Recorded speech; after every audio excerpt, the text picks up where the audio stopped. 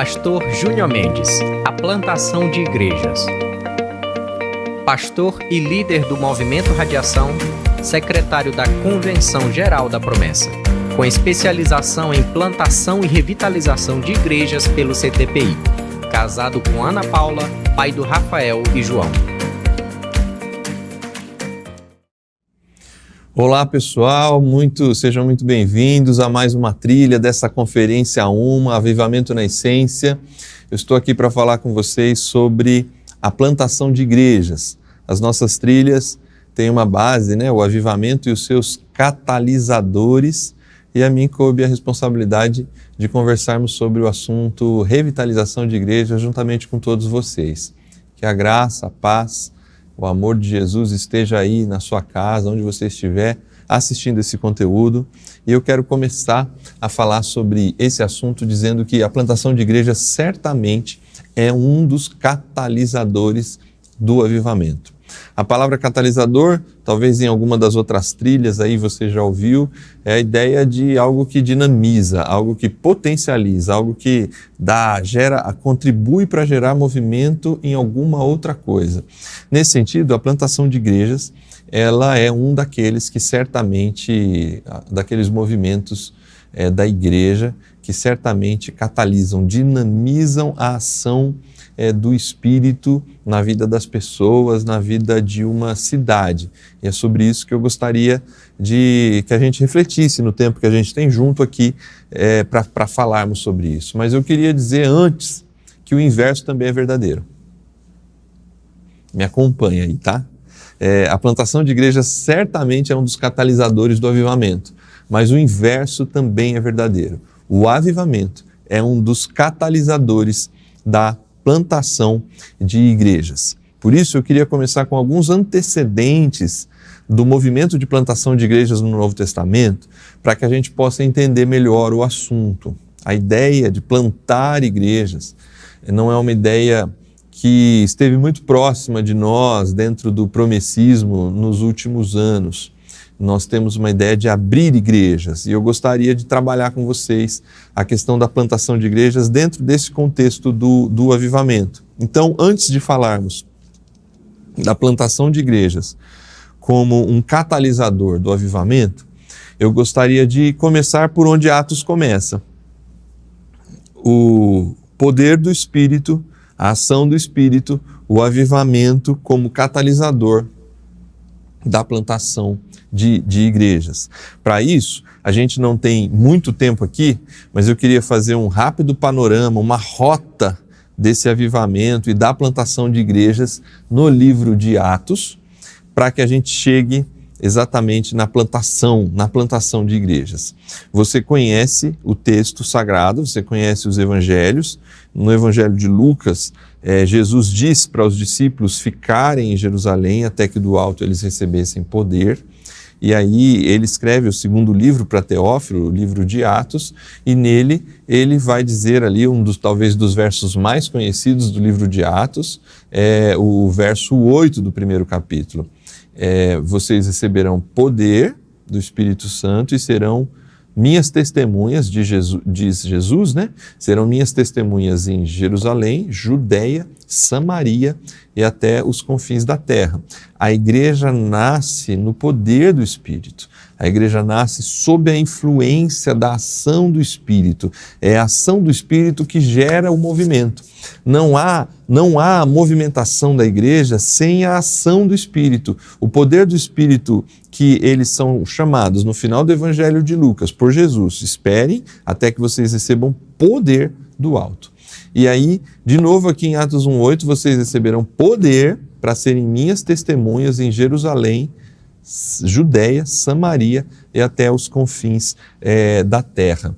Esse poder é um poder de movimento, é um poder catalisador, é um poder que gera dinamismo, é a ideia da dinamite, é a ideia do dunamis, é a ideia de um poder que faz com que alguma coisa avance, entre em movimento, passe a se movimentar e às vezes de forma rápida. A ideia, portanto, de Atos 1:8 é que o movimento do Espírito Santo gera poder para testemunhar.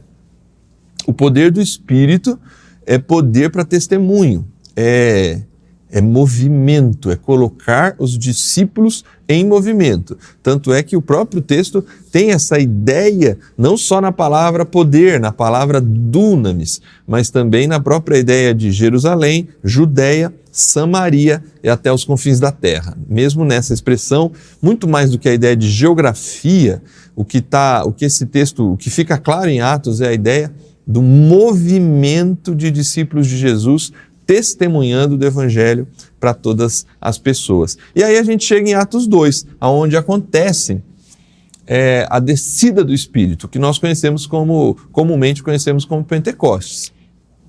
O Espírito Santo desce ali na vida daqueles 120 discípulos, homens e mulheres reunidos num cenáculo, e eles saem.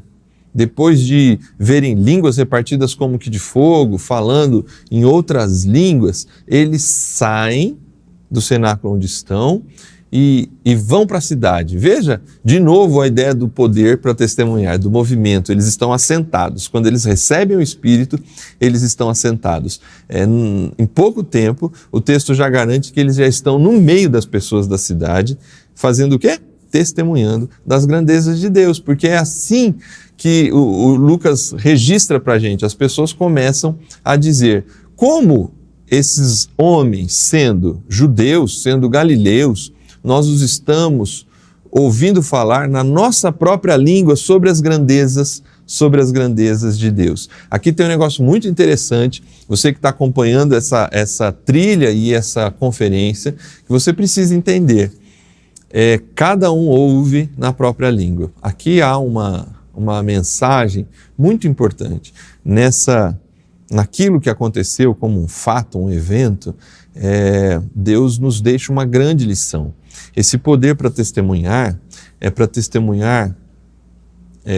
em Atos 2, nós percebemos que esse testemunho acontece na língua das pessoas. Justo Gonzalez, um grande teólogo, historiador da igreja, ele vai dizer que aqui Deus poderia ter feito assim, porque aqui nós estamos diante de um milagre, nós estamos diante de uma ação poderosa de Deus, de uma ação, de um feito poderoso de Deus. Mas o Justo Gonzalez diz que as pessoas poderiam ter todas dito assim: puxa, eu estou entendendo o que esse homem fala no aramaico, no hebraico. Como se de todas as cidades, de todos os lugares do mundo que estavam reunidos em Jerusalém para a comemoração da festa do Pentecostes, como se todos entendessem uma mesma língua. Queria que você prestasse bastante atenção nisso, mas o que está acontecendo no texto não é que todos entendem na mesma língua, mas que cada um entende na sua própria linguagem. O movimento do Espírito que vai desembocar na plantação de igrejas, que vai ser um catalisador para a plantação de igrejas, está mostrando para a gente que o poder do Espírito é poder para testemunhar, e esse testemunho ele acontece na própria língua das pessoas.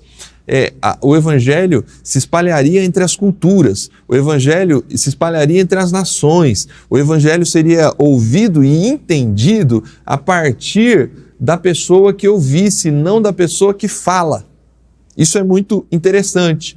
Só que essa igreja de Atos 2, ela vai ter um crescimento explosivo e eles vão se concentrar em Jerusalém.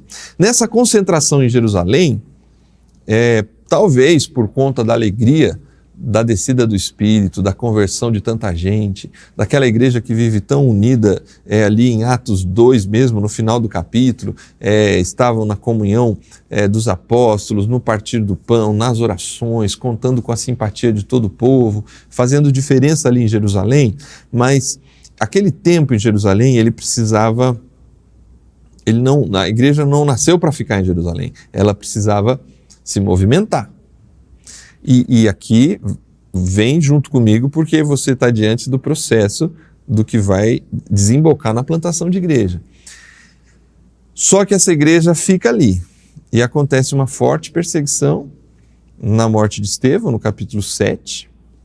É a primeira vez que a gente ouve falar de Saulo, que vai se tornar depois o apóstolo Paulo, que ele estava ali conspirando e autorizando a morte de Estevão, o primeiro mártir. E aí, Atos 8:1, de alguma forma, é uma resposta, é um novo impulso em Atos 1:8, porque diante de forte sofrimento e perseguição, eles saem. De novo aqui, olha a ideia do movimento. É verdade. Atos 8:1 fala assim, por causa da perseguição que a igreja sofria, os discípulos foram dispersos de Jerusalém e só os apóstolos ficaram. Atos 8:4 vai dizer, por onde iam, pregavam o evangelho a todas as pessoas. Existe um movimento constante, poder para testemunhar, saem do cenáculo, cada um ouve na sua própria língua, e agora, diante de forte sofrimento, eles são chamados a ir, e aí a gente começa a ouvir testemunhos de conversões na Judéia, em Samaria, até a gente chegar em Atos 9, quando um plantador está sendo forjado, porque o livro de Atos, boa parte do livro de Atos se concentra na figura do apóstolo Paulo. Na verdade, ele aparece ali em Atos 7, Atos 8, Atos 9, Atos 10, talvez a gente fale menos dele, Atos 11, 12, daí por diante, a gente vai acompanhar um plantador de igrejas, que é o apóstolo Paulo. Esse homem que era perseguidor da igreja se converte, e ao se converter,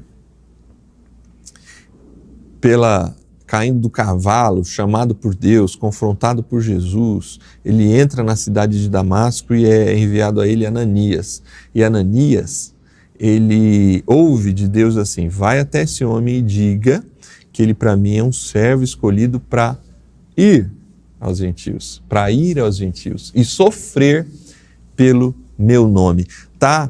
Ele vai ser forjado um plantador. Ele vai para os que não conhecem a palavra, ele vai para pessoas que têm uma vida de idolatria, uma vida no meio do Império Romano, ele vai para os gentios, ele não vai ficar entre os judeus, ele vai até os confins da terra. Perceba esse movimento do Espírito para a plantação de igreja, poder para testemunhar, cada um ouvindo na sua própria língua, sofrimento e dispersão, um chamado para um plantador que está sendo forjado e a primeira informação que ele recebe de Ananias é assim, Deus te chamou para ir até os gentios e sofrer pelo nome de Jesus. Esse homem, a gente não tem muito tempo aqui, mas esse homem, ele vai convertido, ele fica em Damasco, obviamente todo mundo desconfia dele, porque ele foi para lá para matar cristãos. Quando ele volta para Jerusalém, ele tem muita dificuldade de ser aceito entre os irmãos de Jerusalém, porque há grande temor em relação a se ele é um falso cristão infiltrado ou se ele realmente teve uma conversão ao Senhor. Quem o apoia nesse tempo? Barnabé. É Barnabé que se aproxima de Paulo e faz com que Paulo se aproxime dos líderes da igreja. Mesmo assim, ele fica ali algum tempo, ainda há muita gente querendo matar Paulo e Paulo precisa se afastar, ele vai viver, depois a gente vai descobrir lendo Gálatas, que ele vai se afastar, ficar um tempo no deserto e ele volta para a sua cidade de origem, para Tarso. E lá ele vai ficar até quando chega ali Atos 11, a igreja de Antioquia nasce a partir de uma plantação orgânica de alguns discípulos e lá em Antioquia, Barnabé é chamado para ir até lá, para ver o que estava acontecendo nessa igreja. E é Barnabé que decide, em vez de voltar para Jerusalém, ele dá um bom relatório dessa igreja, e Barnabé fica e chama Paulo. Fala, eu vou chamar Paulo. E ele vai até Tarso, Paulo, vamos comigo. Em Atos 13, a gente começa a ver um movimento intencional do Espírito da igreja. Você olhando Atos, por esse prisma aqui que a gente caminhou junto bem rapidamente, todo o movimento de Atos aponta para a chegada de Atos 13, porque daí por diante o assunto muda, o assunto se torna plantação de novas igrejas, comunidades de discípulos de Jesus sendo plantadas. Agora, não somente organicamente, mas intencionalmente, nasce um movimento intencional do Espírito e da igreja, porque a igreja está reunida, ela ora, os seus principais líderes são apresentados ali, 5 líderes, dentre eles Paulo e Barnabé, e o Espírito pede à igreja que separe os dois para uma obra, para irem até os gentios. Definitivamente, de Atos 9 a Atos 13, só para informação sua, a gente tem mais ou menos 12 a 13 anos, entre a conversão do apóstolo Paulo e a ida dele para a sua primeira viagem missionária. O que a gente considera a primeira viagem missionária, a gente poderia chamar de primeiro movimento intencional de plantação de igrejas. E a igreja de Antioquia, a igreja local de Antioquia, ora pelos dois e os envia. É um movimento intencional do Espírito e da igreja. Então, eu queria agora mostrar para vocês, a gente viu até aqui o avivamento como catalisador do movimento de plantação de igrejas. Agora, esse Paulo, ele se tornou um plantador em diversas cidades, de diversas maneiras, com diversas estratégias. Mas eu queria me concentrar na última plantação de Paulo que a gente tem notícia no Novo Testamento, que é a plantação da igreja em Éfeso. E eu gostaria de ler alguns poucos versos desta plantação. Na verdade, Atos 19 praticamente inteiro trata desse assunto, mas esse plantador forjado, esse homem que foi sendo forjado para ir até os gentios e sofrer pelo nome de Jesus, ele vai em Antioquia, fica alguns anos ali e aí ele é enviado pelo Espírito e pela igreja intencionalmente para plantar igrejas. Ele faz a primeira viagem missionária, a segunda viagem missionária e na sua terceira viagem missionária ele planta a igreja de Éfeso e aqui ele é um plantador experiente. E eu gostaria de ler para você esse texto aqui, que está projetado aí para você de Atos 19, a partir do verso 6. Quando Paulo lhes impôs as mãos, veio sobre eles o Espírito Santo e começaram a falar em línguas e a profetizar.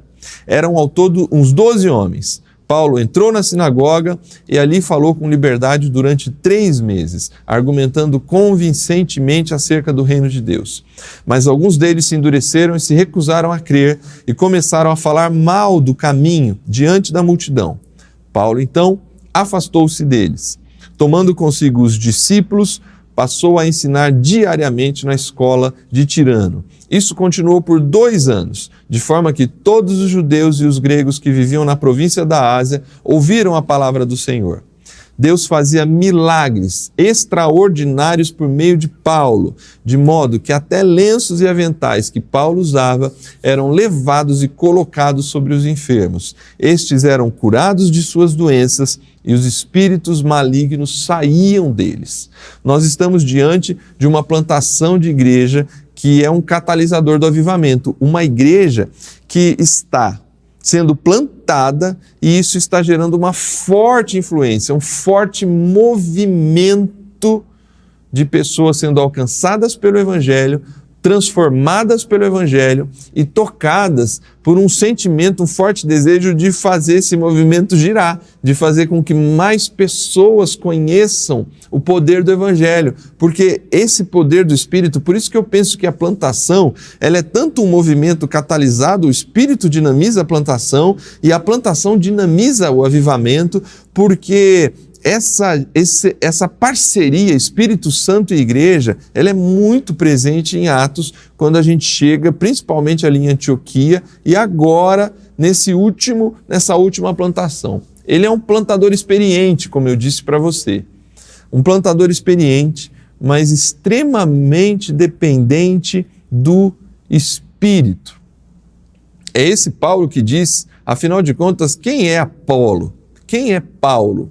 Apenas servos por meio dos quais vocês vieram a crer, conforme o ministério que o Senhor atribuiu a cada um. Eu plantei, Apolo regou, mas Deus é quem fazia crescer, de modo que nem o que planta, nem o que rega são alguma coisa, mas unicamente Deus que efetua o crescimento. Ele escreve esse texto para a igreja que ele plantou também em Corinto. Só que esse plantador experiente, quando chega em Éfeso, ele já plantou diversas igrejas, mas ele continua sendo um homem dependente de Deus, profundamente dependente de Deus, da ação do Espírito. Aquele texto, a gente leu parte dele um pouco atrás, quando ele encontra aqueles 12 discípulos que recebem o Espírito Santo, falam em outras línguas e profetizam. Ele pergunta para eles: vocês já conhecem o batismo no Espírito ou só o batismo de João? Aqueles discípulos dizem que não conheciam e ele ora por eles. Esse pessoal se torna o que a gente poderia chamar do grupo base da plantação da igreja de Éfeso. Ele é um homem experiente, extremamente trabalhador. Ele diz aqui, eu plantei. Plantar, ele está falando, não é só uma simbologia, não é só uma figura de linguagem. Plantar envolve paciência, envolve trabalho árduo, envolve acordar cedo, envolve coisas. Paulo, ele é um plantador. Apolo rega. E Deus é quem dá o crescimento. Ele conclui aqui nesse texto: nem quem planta, nem quem rega são alguma coisa. Ele é extremamente dependente do Espírito. Não há possibilidade da plantação de novas igrejas, de plantadores, por mais experientes que possam ser, se não sejam dependentes do Espírito. Antes da gente voltar no texto de Éfeso, eu queria esclarecer algo que talvez eu poderia ter esclarecido no início, mas não fiz e eu acho que agora está um bom momento para a gente fazer. O que é plantação? Por que a gente está falando de plantação de igrejas? Por que a gente está usando essa terminologia? Por que a gente está trabalhando em cima dessa possibilidade? Eu queria dizer para você que toda plantação precisa de algumas coisas: de um plantador, de uma semente para ser plantada, de um solo onde essa semente vai ser plantada, de alguém para cuidar da semente e de condições naturais, climáticas, tempo, temperatura, que possibilitem chuva, sol, luz, sombra, calor, frio. Tudo isso vai contribuir para o crescimento da semente, além, obviamente, do solo bem cuidado, bem tratado e da semente bem plantada. Quando a gente fala de abrir uma igreja, a gente simplesmente está falando que a gente sai de um bairro, vamos abrir uma igreja ali em tal lugar, porque alguns irmãos estão morando lá. Então, simplesmente a gente abre um salão, a casa de alguém, e ali começa um trabalho. Isso é talvez abrir uma igreja. Quando Paulo usa a expressão plantar, quando nós defendemos que a plantação é um dos catalisadores do avivamento, você precisa entender isso aqui. E basicamente, se a gente fosse concentrar, eu tenho costumado dizer que plantação não é somente a igreja ou a semente da palavra de Deus, o evangelho que pode ser lançado em um lugar. É bem verdade que talvez o que a gente tem de mais poderoso no processo é a semente. É o poder de Deus, é o evangelho do Senhor, é a palavra dele, é aquilo que a gente pode plantar, a igreja. Essa semente é poderosa. Só que uma plantação é diferente de abrir um lugar. Vem junto comigo para você entender. Plantação, no mínimo, é semente mais solo. Não há uma plantação só com a semente. Não há uma plantação só com o solo. Quando a semente cai no solo e começa a brotar, a ação da semente no solo, a ação do solo na semente, é aí que você tem uma planta, é aí que você passa a ter uma plantação, é aí que realmente acontece o processo da plantação. Então, assim, você precisa de um plantador. Nesse caso aqui, ele está mesmo dizendo, é Paulo. O que ele planta? Ele planta a semente do Evangelho. Ele planta a semente do Evangelho para nascer ali uma comunidade de discípulos de Jesus. Ali aonde? Num solo. Paulo escolhe cidades. Paulo, no seu ministério, escolheu sempre cidades que tivessem a capacidade de difundir a mensagem do Evangelho para cidades menores. Ele escolhe o que a gente poderia dizer de grandes cidades, cidades urbanas, cidades movimentadas pelo comércio, pela religião, cidades de alto saber. Paulo ele se concentra em cidades que tenham potencial para espalhar o evangelho. Veja aqui a ideia, como a ideia do movimento está muito presente no coração desses homens, a ideia do dunamis, do dinamismo do Espírito está muito presente no coração desses homens. Então, ele é um plantador, ele vai levar a semente do evangelho, ele vai plantar ali num solo, numa cidade, e vai nascer uma planta, ali tem uma plantação. Que plantação é essa? A plantação dos discípulos, uma comunidade de discípulos de Jesus. E tem alguém que tem que cuidar. Poderia ser o próprio Paulo. Aqui ele cita, no caso de Corinto, que foi Apolo. Alguém que está cuidando dessa planta para ela crescer. Mas quem dá o crescimento? De onde vem a dependência desse plantador? A dependência do plantador vem do Espírito. A dependência do plantador vem de Deus. Nem o que planta, nem o que rega são coisa alguma, mas unicamente Deus que efetiva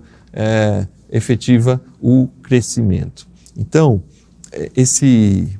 o movimento de plantação, ele é tanto impulsionado pela ação do Espírito, quanto ele impulsiona a ação do Espírito na vida das pessoas. Percebe como é um ciclo virtuoso do poder de Deus e da ação da igreja para estabelecer uma plantação de igreja, uma comunidade de discípulos de Jesus. Por isso eu costumo definir plantação de igrejas como um movimento orgânico, porque depende da ação do Espírito Santo de Deus, mas intencional.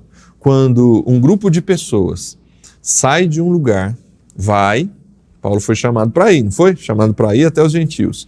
Quando ele chega em Antioquia, isso se torna intencional. O Espírito ora, o Espírito diz, separa-me Paulo e Barnabé, e aí a igreja ora e envia. E esses homens estabelecem uma estratégia. Grandes cidades, eles geralmente chegavam em comunidades de uma sinagoga, pessoas que conheciam o Antigo Testamento, tementes a Deus, e a partir daí eles avançavam na cidade.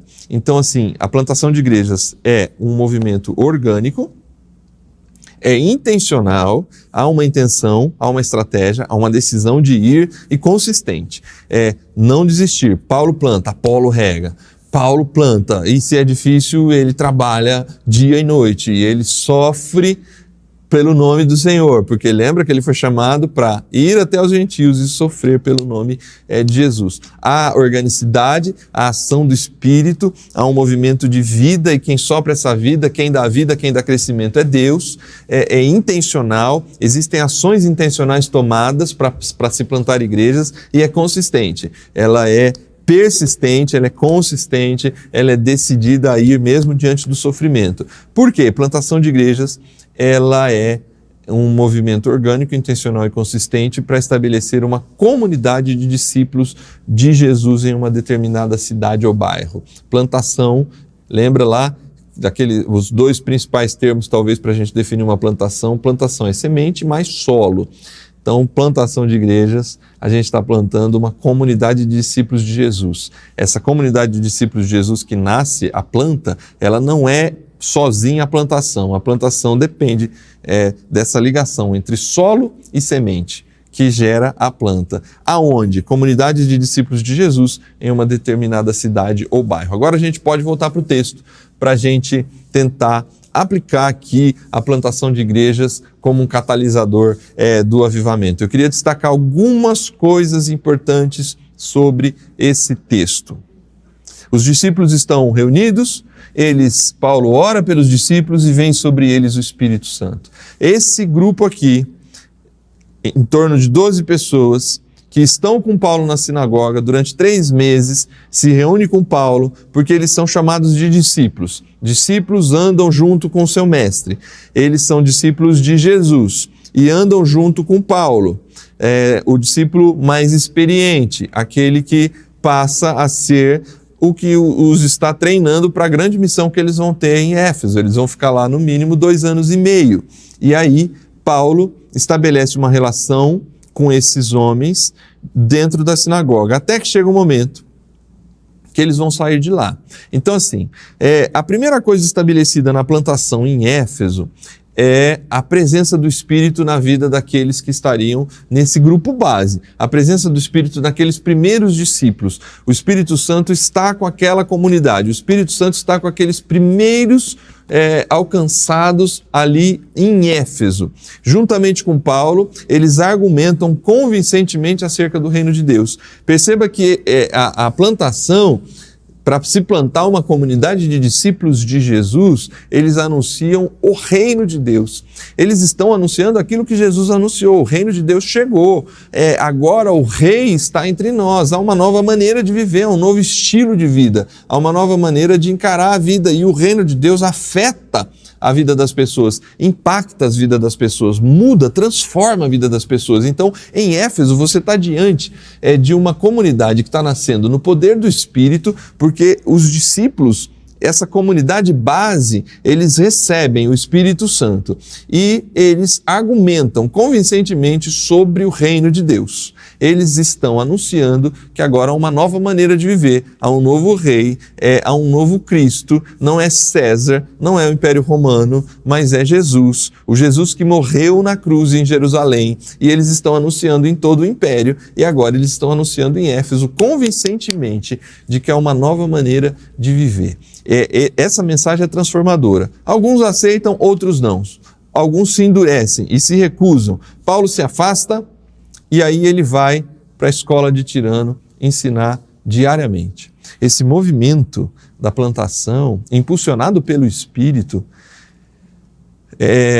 que apresenta como estilo de vida o reino de Deus, toma uma decisão aqui que somente na sensibilidade do Espírito, no poder do Espírito, na ousadia e na coragem do Espírito faz. Eu queria te chamar a atenção nesse momento, que talvez muitos de nós hoje, talvez presos em algumas amarras, a gente acharia todos os motivos e obstáculos para não tomar a decisão que Paulo e esses discípulos tomam, porque eles vão para a escola de Tirano. Eu não sei se você sabe o que é a escola de Tirano.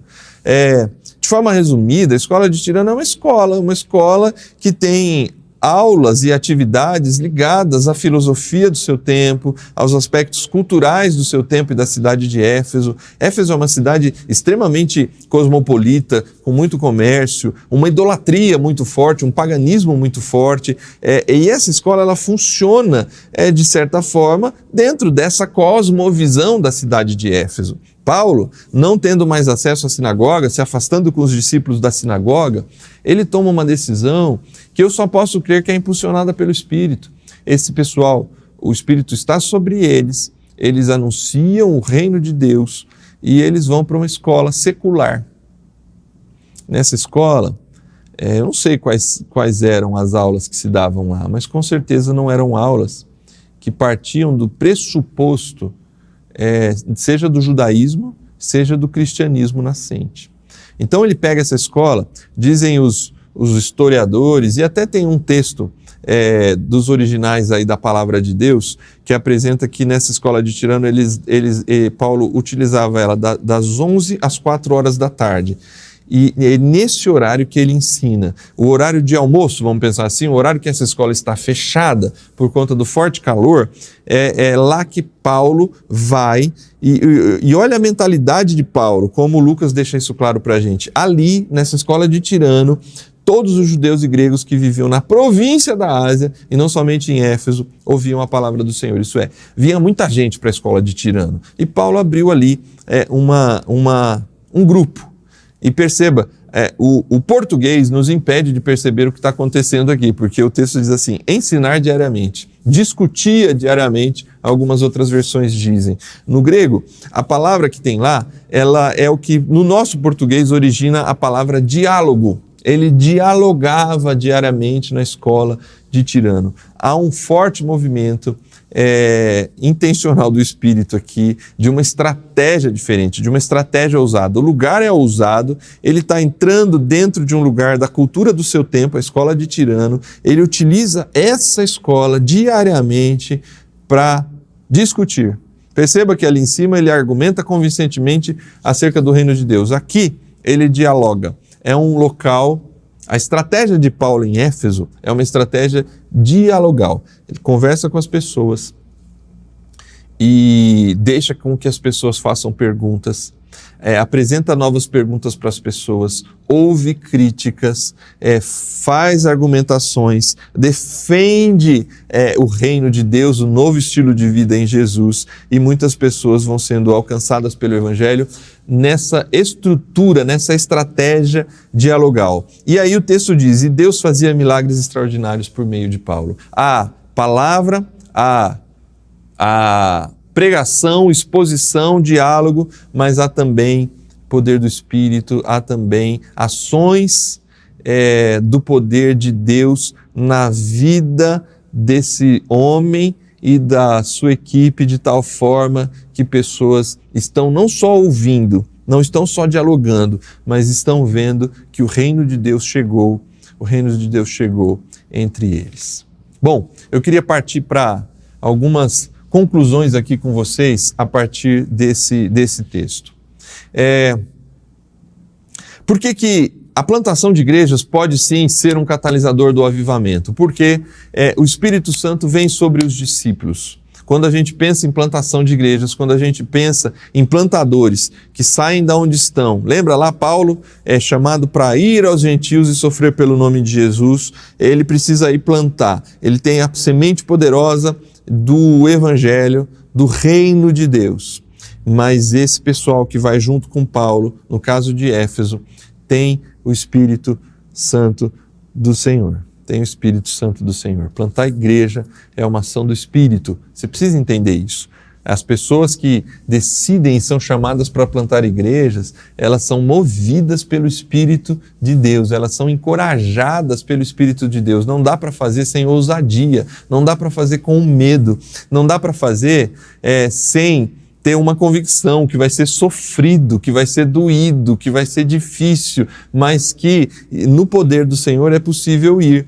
E esses discípulos, no poder do Espírito, anunciam a chegada do reino de Deus, por meio da pregação do reino de Deus, do diálogo na cidade. Eles vão para dentro da cidade, eles agem na escola de Tirano, nos mercados, nas praças da cidade, e os atos poderosos de Deus. Essas três coisas estão acontecendo em Éfeso. Vale aqui uma pequena ressalva. Se você continuar lendo o texto de Atos 19, você vai perceber que algumas pessoas que ouvem falar sobre Paulo e veem o que Paulo está fazendo, esses atos poderosos de Deus por meio da vida de Paulo, eles encontram um endemoniado e dizem para ele assim, olha, no nome de Jesus a quem Paulo prega, eu te expulso. Mais ou menos assim está lá em Atos 19.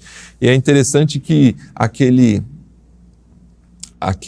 endemoniado diz assim, eu sei quem é Paulo e eu com certeza sei quem é Jesus, mas você eu não conheço. E esse pessoal sai correndo amedrontado porque eles brincaram com o poder de Deus. O Tim Keller, um autor que fala muito sobre o tema plantação, ele tem uma advertência muito interessante quando a gente fala desse movimento de avivamento por meio da plantação de igrejas, pessoas que têm o Espírito Santo do Senhor, esses discípulos no poder do Espírito anunciam a chegada do reino de Deus por pregação, por permear a cidade, por ir até a cidade, por agir na cidade, no diálogo, na conversa, a partir da cultura das pessoas, dentro de ambientes que são os ambientes dessas pessoas que convivem nessa cidade e, ao mesmo tempo, um forte testemunho a partir de atos poderosos de Deus, de testemunhos daquilo que Deus pode fazer através da cura, da transformação de vidas, da mudança de tantas realidades da vida das pessoas. O Tim Keller ele faz um alerta. O poder de Deus é para quem, no caso de Paulo, tem intimidade com o Senhor e obedece ao Senhor. Esses meninos que foram lá dizer assim, sai espírito do mal, espírito maligno, em nome de Jesus, a quem Paulo prega, eles estão usando o poder de Deus como magia. Não pense na plantação de igrejas principalmente em usar o poder de Deus como magia, como algo que a gente possa brincar. É preciso intimidade e obediência ao Senhor, e aí os grandes atos poderosos de Deus serão acompanhados nesse processo, e isso gera esse poder do avivamento no meio da cidade. E aí,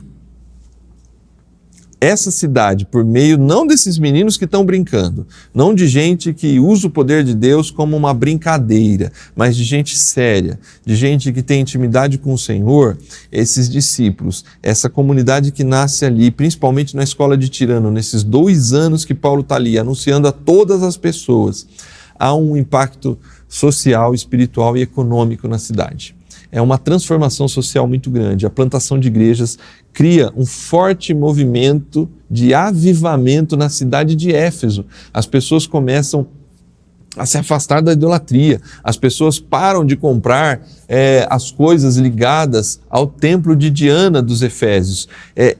Todo um comércio em torno da idolatria daquela cidade, toda uma cidade voltada para aspectos que afastam de Deus, e essa cidade começa a ser transformada por conta do poder do Espírito, por conta da chegada do reino de Deus, por conta de discípulos impulsionados pelo Espírito, que estão agindo na cidade, dentro da cidade, permeando a cidade, dialogando com as pessoas, conversando com as pessoas, ouvindo as pessoas, falando do Evangelho para as pessoas, se relacionando na cidade.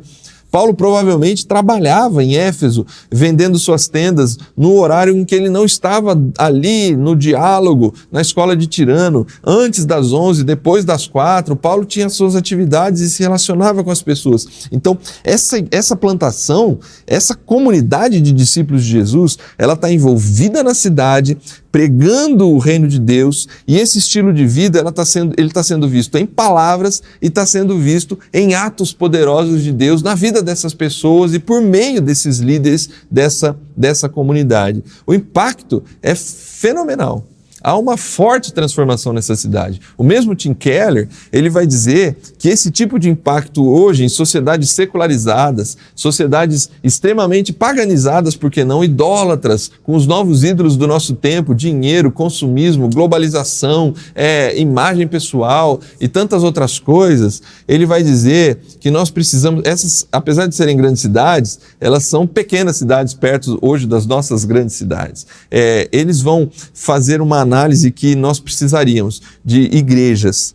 A cada 1.000 pessoas em grandes cidades precisariam de igrejas com essa característica aqui, gente comprometida com o Senhor, gente que tem o Espírito Santo de Deus, discípulos de Jesus que vivem agora no ambiente do reino de Deus e que agem na cidade, tanto em palavras, quanto em diálogo, quanto permeando a cidade e com atos poderosos de Deus. E no caso de Éfeso a gente vê uma forte transformação, a cidade se reúne, há uma forte briga ali, todo mundo querendo pegar Paulo, pegar a igreja, e aí depois de uma forte discussão, de muito tempo, de uma gritaria muito grande, grande é a Diana dos Efésios, quando alguém vai tentar falar alguma coisa, até que vem um maioral da cidade e afasta aquele movimento social ali que está acontecendo, mas tudo isso foi gerado porque aquela cidade foi fortemente impactada pelo poder de Deus, pelo reino de Deus que chegou ali no meio daquela cidade,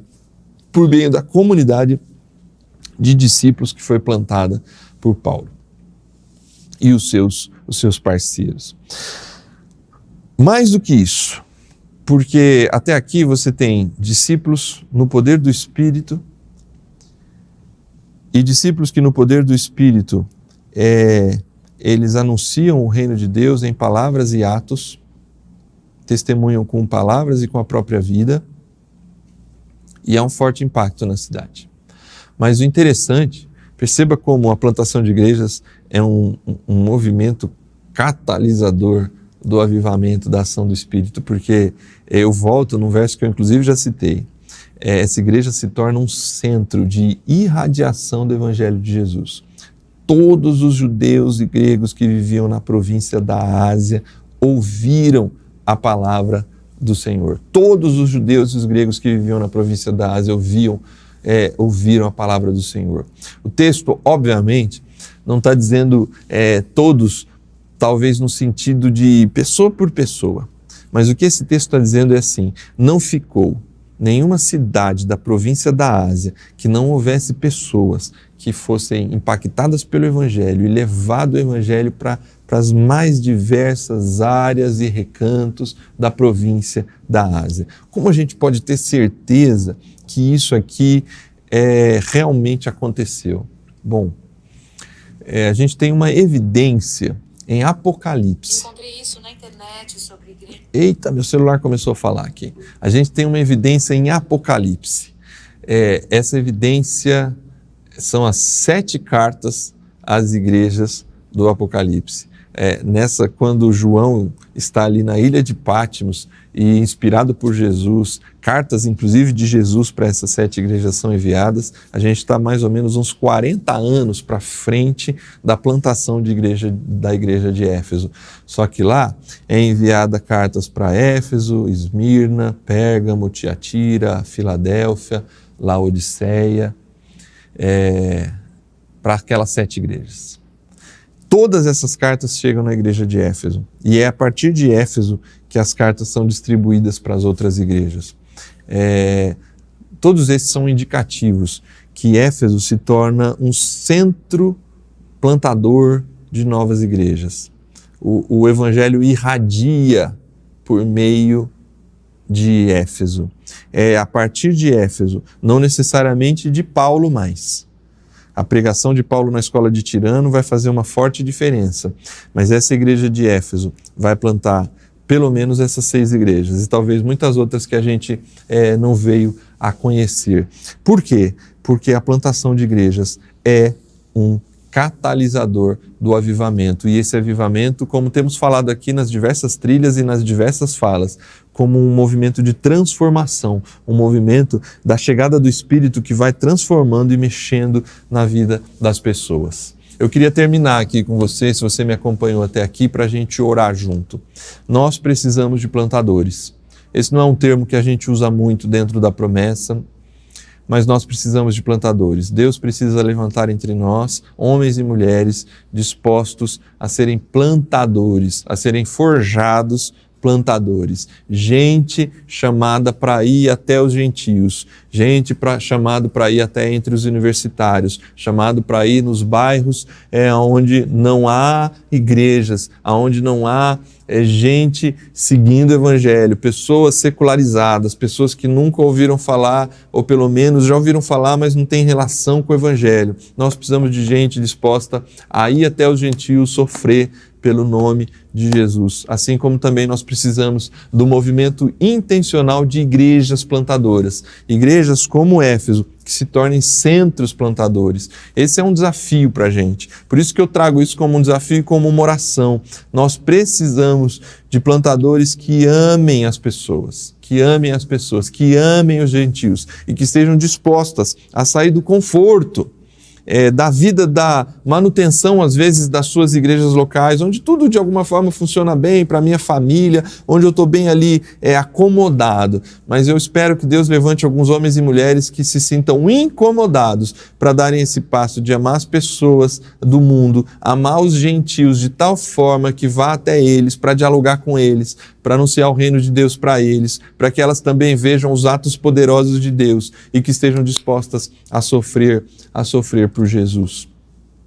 E a gente precisa também de igrejas plantadoras que decidam participar do movimento de plantação, que decidam liberar líderes, liberar pessoas, montar grupos bases, pessoas que saiam dessas comunidades dispostas a plantar novas igrejas.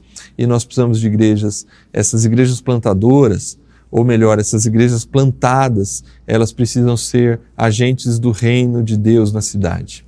Por meio da pregação, do convencimento do reino de Deus, do estilo de vida do reino de Deus, por meio do diálogo, permear a cidade, ir até a cidade, se encarnar na cidade, agir nos ambientes da cidade, dentro dos ambientes culturais da cidade, como a escola de Tirano, e serem presença viva do evangelho no meio da cidade para gerar ali impacto social, impacto econômico, impacto espiritual, transformação de vidas. É aqui que eu termino essa nossa trilha, pedindo a Deus que Ele levante entre nós plantadores, levante entre nós igrejas plantadoras, igrejas plantadas. Nós temos um grande desafio.